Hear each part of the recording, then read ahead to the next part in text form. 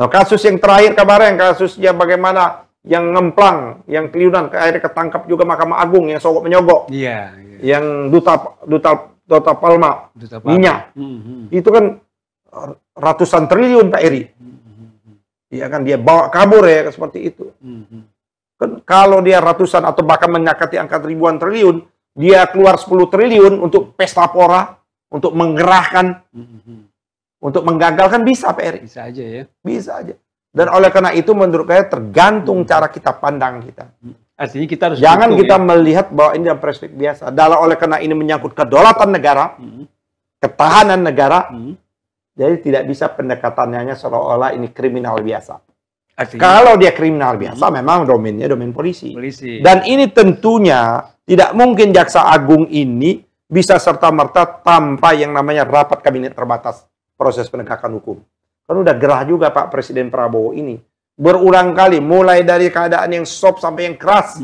Bahkan dia menyatakan dia kaget sebagai orang yang dihukum timah di hukum rendah. Dia minta hukuman kalau bilang seumur hidup kan, seperti itu, hukuman mati. Dan baru naik-naik seperti itu. Artinya Kapolri tahu juga kan masalah ini. Saya yakin tidak mungkin ini adalah persoalan ini mungkin sudah disampaikan. Di situ mungkin dapat Pak Presiden mungkin kan di bawah dia. Kejaksaan Agung di bawah Presiden. Kapolri di bawah Presiden. KPK kan bisa dipanggil.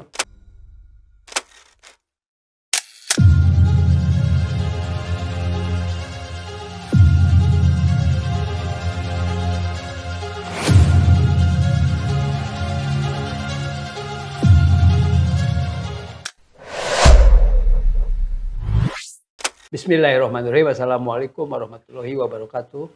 Pemirsa Masumi TV, Ahmad Yani Channel dan Matra 64 dimanapun berada, dari Sabang sampai Merauke, tentunya juga teman-teman kita para diaspora. Ini kita akan bahas satu kasus yang mungkin teman-teman seluruh dunia, para diaspora dan tentunya di Indonesia juga sedang mengikuti, karena ini ada sedikit banyak kontroversialnya, yaitu TNI menjaga kantor-kantor kejaksaan, dari Kejaksaan Negeri sampai Kejaksaan Agung.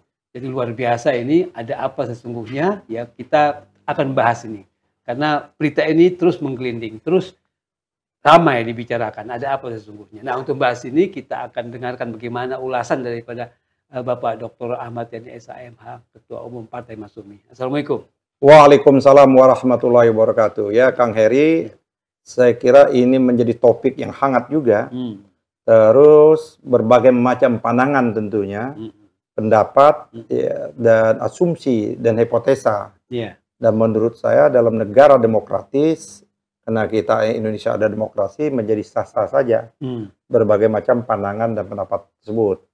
Yang tidak boleh itu menghukum atas pandangan-pandangan tersebut, menyalahkan seperti itu. Bahkan pihak kejaksaan kan sempat pernah menangkap buzzer yang dibiayai oleh kepala konglomerat hitam. Ya kan seperti itu. Mantan aktivis itu menjadikan kita dan mempermalu kita tuh. Ya kan itu aktivis itu kan dari keluarga kita kan. Saya kira ini memang harus evaluasi total tentang kaderisasi di kita Pak Eri. Kok bisa melahirkan model-model kader seperti itu? Kan itu tidak sesuai dengan insan akademis pencipta pengabdi yang bernapaskan Islam, kan nggak sesuai. Dia berarti mengabdinya bukan kepada sebagaimana mengabdi kepada oligarki, apalagi oligarki ini oligarki hitam seperti itu. Nah ini Pak Eri tidak bisa kita melihatnya dalam keadaan yang normatif normal. Soal kasus tergantung ya, ini tergantung kita melihat perspektif kita dulu nih Pak Eri. Kalau kita melihatnya dalam konteks datar seperti itu, ya menjadi kelihatannya apa tugasnya TNI. Ini seolah-olah TNI ini dia keluar dari tupoksinya. Seperti ini kan menyangkut masalah keamanan, itu kan domainnya kepolisian. Sedangkan pertahanan domainnya adalah TNI kita. Kalau kita hanya melihatnya seolah-olah tidak ada masalah, seolah-olah tidak ada kedaruratan, itu penting Pak Eri. Cara pandang, kalau saya melihat ada proses kedaruratan sekarang ini. Kedaruratannya apa, dan itu sudah diumumkan walaupun secara tidak eksplisit diumumkan berkali-kali oleh Presiden Prabowo Subianto bahwa kita darurat korupsi dan bahkan dia sampaikan dalam forum-forum internasional seperti itu. Negeri kita ini Pak Eri digrogoti oleh para pencuri uang rakyat, bukan korupsi lah, perampok uang rakyat. Dan yang merampok uang rakyat ini, merampok lahan rakyat, merampok tambang kita ini, bukan orang per orang, Pak Heri. Bukan individual. Tapi adalah korporasi-korporasi besar. Yang kita sebut yang namanya para oligarki. Ya, para konglomerat hitam. Seperti itu. Para penjahat berdasi. Seperti itu. Yang sekali dia melakukan kejahatan triliunan uang melayang. Kan udah banyak kasus-kasus ini, Pak Edi. Bukan kasus 2 kasus, Pak Edi. Di bidang perbankan, bagaimana Asabri dan lain sebagainya, itu seperti itu. Dunia kejahatan yang luar biasa yang dilakukan. Ya kan, di bidang bagaimana saham dan lain sebagainya. Kebangkrut nih perusahaan-perusahaan kita. Ya kan, dan bahkan mencuri uang triliunan dengan pola-pola pendekatan ekonomi seperti itu, Pak Edi. Dengan pola-pola pendekatannya bursa saham. Dalam macam masalah seperti itu. Yang kejahatan ini bukan konvensional, Pak Edi. Yang seingat negara kita udah terhoyong-hoyong. Nah, kalau kita dalam perspektif itu, maka ini menyangkut ketahanan bangsa, Pak Eri. Jadi korupsi ini tidak hanya sekedar kejahatan biasa, dia extraordinary, dia bisa meruntuhkan sendi-sendi kedaulatan bangsa kita ini. Nah, dalam konteks itulah kalau saya melihat menjadi relevan. Adanya pengawalan itu ya. Ini, iya, Pak. Ini kan yang dihadapi oleh kejaksaan ini bukan main-main, Pak Eri.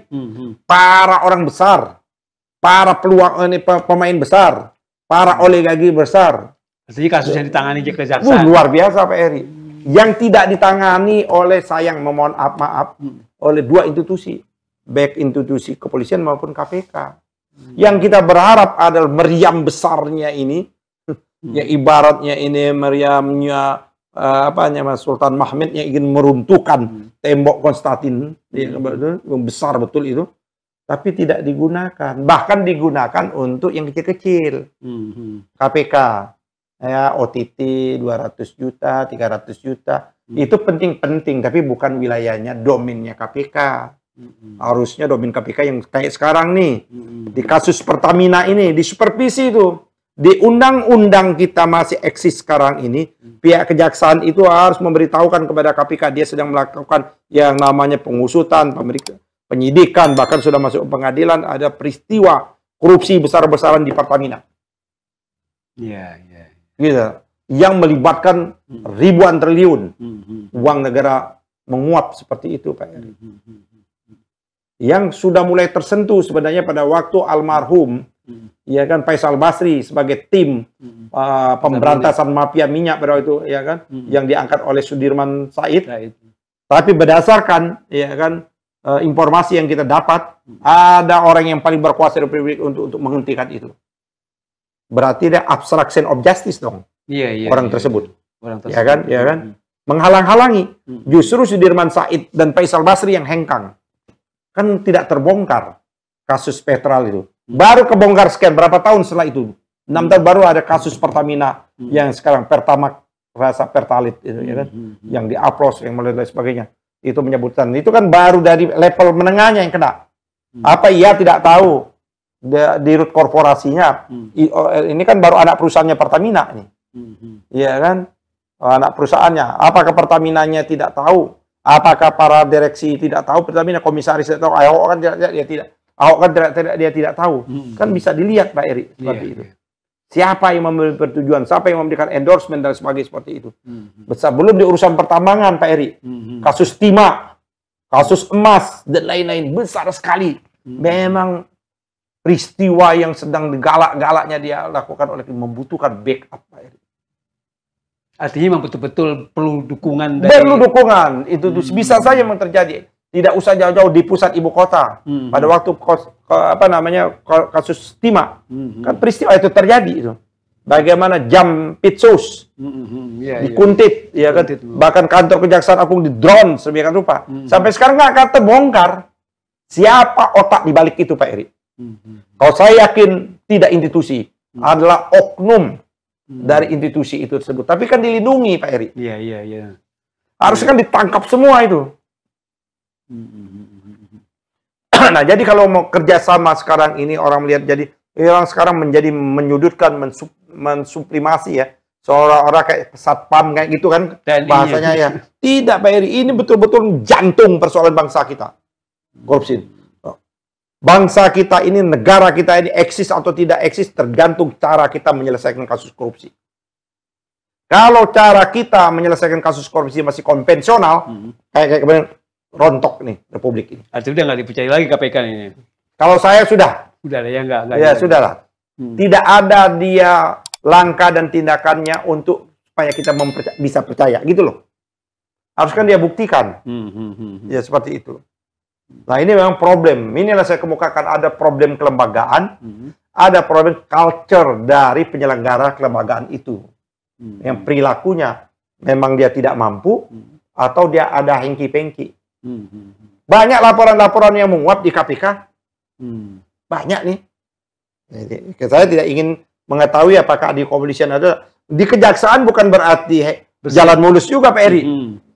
Dia sudah memulai tapi berhenti di tengah jalan. Tidak merambat ke atas lagi Pak Eri. Ya kan? Yang nggak merambat aja udah mengalami kesulitan Pak Eri. Kasus timah kan berhenti. Atau paling tidak sampai saat ini baru hanya pelaku-pelaku lapangan. Belum yang namanya mensrea, belum ownership pemilik yang meraup keuntungan yang begitu besar itu. Ya kan? Belum Pak Eri seperti itu. Nah, kasus yang terakhir kemarin, kasusnya bagaimana yang ngemplang, yang keliunan, akhirnya ketangkap juga Mahkamah Agung yang sogok menyogok. Yang Duta Palma minyak. Itu kan ratusan triliun Pak Eri. Iya kan dia bawa kabur ya seperti itu. Kan kalau dia ratusan atau bahkan mendekati angka ribuan triliun, dia keluar 10 triliun untuk pesta pora, untuk menggerahkan, untuk menggagalkan bisa Pak Eri. Bisa aja ya. Bisa aja. Dan oleh karena itu menurut saya tergantung cara kita pandang kita. Artinya kita harus jangan kita melihat bahwa ini dalam perspektif biasa. Oleh karena ini menyangkut kedaulatan negara, ketahanan negara. Jadi tidak bisa pendekatannya seolah-olah ini kriminal biasa. Artinya, kalau dia kriminal biasa, memang domainnya domain polisi. Dan ini tentunya tidak mungkin Jaksa Agung ini bisa serta-merta tanpa yang namanya rapat kabinet terbatas proses penegakan hukum. Kan udah gerah juga Pak Presiden Prabowo ini. Berulang kali, mulai dari keadaan yang soft sampai yang keras. Bahkan dia menyatakan dia kaget sebagai orang yang hukum timah di hukum rendah. Dia minta hukuman kalau bilang seumur hidup kan, seperti itu, hukuman mati. Kan baru naik-naik seperti itu. Artinya Kapolri tahu juga kan masalah ini. Saya yakin tidak mungkin ini adalah persoalan ini mungkin sudah disampaikan. Di situ mungkin dapat Pak Presiden mungkin kan di bawah dia. Kejaksaan Agung di bawah Presiden. Kapolri di bawah Presiden. KPK kan bisa dipanggil. Ini keadaan kita darurat ini. Ya seperti itu. Kita ini darurat Pak Eri, uang nggak ada. Fiskal kita bermasalah. Uang dari mana? Ya ini kata Pak Prabowo itu. Segera kembalikan, berulang-ulang kali. Pertanyaannya, tak kalah Pak Prabowo sudah berapa banyak konglomerat hitam itu, oligarki hitam itu yang mengembalikan uang? Nggak ada mereka. Mereka sudah menyimpan uangnya di luar negeri, Pak Eri. Iya. Mana yang mereka merah putih itu? Ya, seperti itu. Oke, bagus. Jadi apa namanya pemirsa sekalian, ulasan tentang bagaimana TNI yang terlibat mengawal kantor-kantor kejaksaan itu memang perlu didukung karena ini kaitannya dengan pemberantasan korupsi yang menjadi komitmen daripada Presiden Prabowo yang betul-betul mau membersihkan. Ya, jangan dibelokkan. Jangan dibelokkan seolah-olah ini tugasnya bukan tugasnya tentara. Seolah-olah ini tentara kurang kerjaan. Seolah-olah tentara mengambil tupoksi yang lain. Tidak, Pak Eri.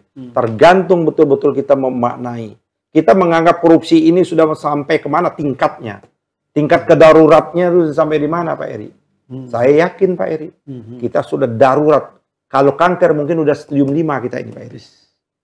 Kalau dia stadium 5, artinya sebentar lagi kalau orang itu meninggal tuh, tinggal menghitung hari. Kita kan tidak ingin negara ini tinggal menghitung hari, Pak Eri. Nah, oleh karena itu perlu cara-cara yang extraordinary. Perlu cara-cara yang luar biasa. Dan oleh karena itu, menurut saya TNI menjadi relevan. Karena dia mungkin tidak terlibat selama ini. Tidak bersentuhan. Orang kalau sudah bersentuhan, Pak Eri, institusi bersentuhan dengan para oligarki, bersentuhan para taipan, bersentuhan dengan para pemilik modal kan ada rasa pakeu. Betul. Nah, tentara-tentara ini kan memang selama ini nggak bagian dari itu. Ya. Dan saya yakin juga Panglima TNI tidak mungkin melibatkan mereka juga yang pernah terlibat itu. Memang ini orang-orang yang butuh steril, Pak Eri. Dan oleh karena itu memang dia harus diberikan protek juga, Pak Eri. Jadi bukan hanya kejaksaan diprotek, dilindungi oleh TNI, tapi terhadap TNI-nya sendiri. TNI yang melakukan ini perlu juga dilakukan protek, bisa saja. Ya kan? Karena pemilik modal uang ini bisa menggunakan apapun, Pak Eri. Betul, betul, betul. Oke, terima kasih. Demikian pemirsa sekalian, kita berharap sekali tadi bermanfaat dan jadi menambah wawasan kita. Ini kaitan dengan TNI dan kejaksaan yang kantor-kantornya dikawal oleh para TNI. Terima kasih. Billahi taufiq wal hidayah. Wassalamualaikum warahmatullahi wabarakatuh. Waalaikumsalam warahmatullahi wabarakatuh.